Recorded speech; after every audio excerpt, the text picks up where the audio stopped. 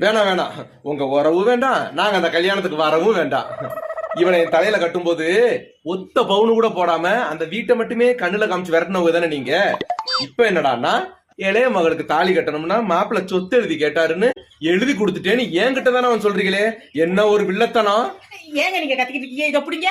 எப்பா உன் சொத்துக்க நாக்க தொங்க போட்டுக்கிட்டு அலையிற மோசமான மருமையை நான் நினைச்சுக்கிட்டு இருக்கேன். உன் சொத்தனா இவர் கால் தூசிக்குப்பா. நீ சொத்து கொடுக்கலைங்கிற கோவத்துல பொண்டாட்டி அடிச்சு கொடுமைப்படுத்துற கோவக்கார புருஷன் நான் நினைச்சுக்கிட்டு இருக்கிறேன். இவர் நினைச்சாருன்னா உன் சொத்து மாதிரி 1008 சொத்து வாங்குவாரு. என்னங்க வாங்க மாட்டீங்களா? வாங்குவோம் வாங்குவோம். போப்பா போ. நீ சொத்து கொடுக்கலைங்கிற கோவத்துல உன் கல்யாணத்துக்கு வராம மூஞ்சியை திருப்பிக்கிட்டு இருக்கிறதுக்கு மானங்கட்ட மருமையம் கிடையாது. இவர் தங்கமான மருமையன். அதெல்லாம் முன்னாடி வந்து நின்னு கெட்ட நடத்தி வைப்பாரு. போ.